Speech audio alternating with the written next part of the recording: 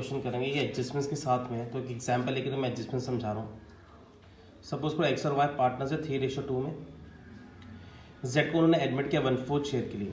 अभी एक सिचुएशन दे रखी है कि अगर नया पार्टनर हमारी फर्म को ज्वाइन करेगा तो हम गुडविल कैसे निकालते हैं, तो ये भी तुम्हारे लिए इमटेरियल है।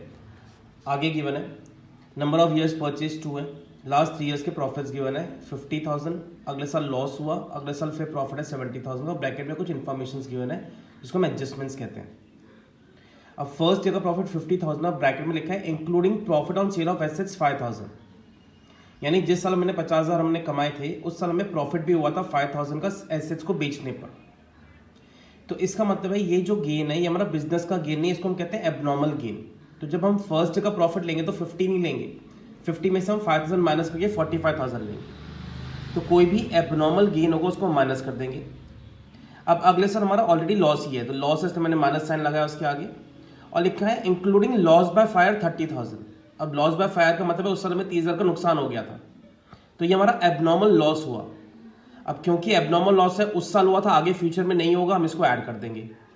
तुम्हें करना सिर्फ इतना है, कोई भी एबनॉर्मल लॉस हो उसको ऐड कर देना है, कोई भी एबनॉर्मल गेन हो उसको माइनस कर देना है, फिर अपना नॉर्मल फॉर्मूला अप्लाई करना है।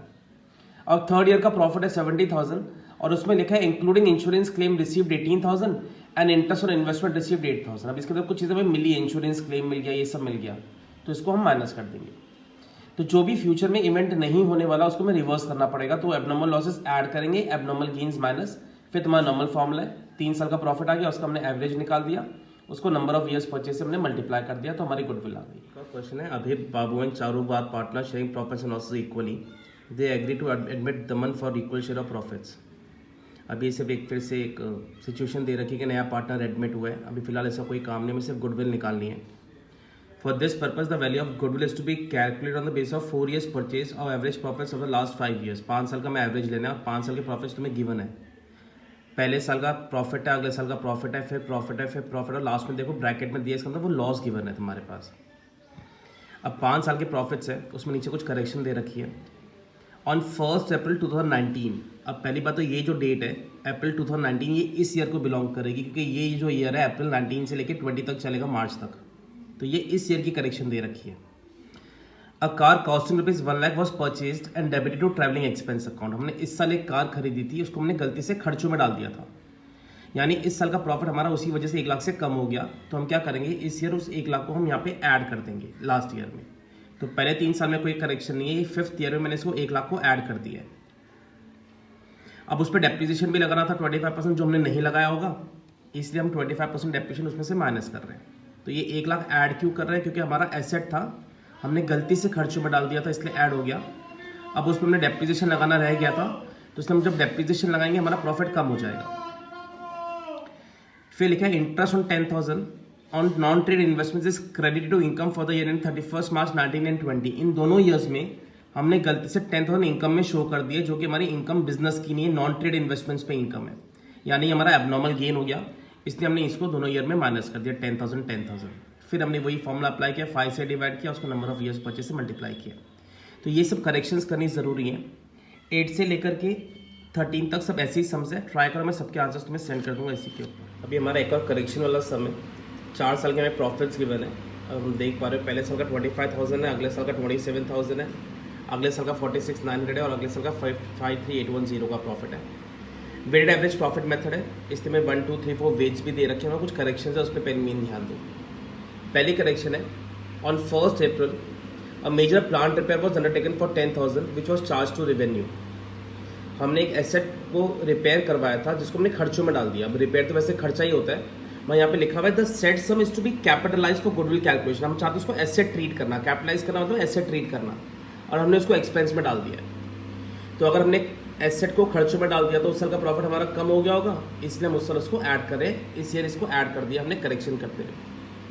अब क्वेश्चन में आगे लिखा हुआ है subject to depreciation of 10% on written down value method. अब वो कह रहे हैं ये जो 10,000 का है इस पर हमें डेप्रिसिएशन भी लगाना है जो हमने नहीं लगाया था अब तक। अब अगर 10% डेप्रिसिएशन लगाएंगे इसके ऊपर तो हमारा प्रॉफिट उस साल कम हो जाएगा, मगर तुम्हें पता है डेप्रिसिएशन ऑनगोइंग प्रोसेस से आगे भी लगेगा।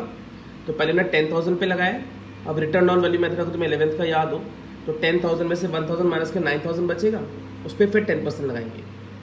फिर इसमें से इन दोनों को माइनस करेंगे, जो बचेगा फिर उस पर 10% लगाएंगे। अब डेप्रिसिएशन से हमारा आने वाला प्रॉफिट जो है वो रिड्यूस हो रहा है, इसलिए हम उसको माइनस करे जा रहे हैं। तो इसको ऐड किया है और इसको हमने माइनस कर दिया है। अब उसका ये कंटिन्यू करते हैं। फिर आगे लिखा हुआ है the closing stock for the year end 31 March 18 and 19 were over valued bye 1,000 and 2,000 respectively. हमने गलती से क्लोजिंग स्टॉक को बढ़ा के दिखा रखा है। अब अगर हमने क्लोजिंग स्टॉक को गलती से बढ़ाकर दिखा रखा है तो जो हमारा प्रॉफिट है वो भी बढ़ गया होगा, इसलिए हम क्या करें, क्लोजिंग स्टॉक को उन सालों में से माइनस कर रहे हैं। तो ये दोनों ईयर में माइनस हो गया। हमने क्योंकि क्लोजिंग स्टॉक बढ़ाया हुआ था, यानी हमारा प्रॉफिट भी इंक्रीज हो रखा था।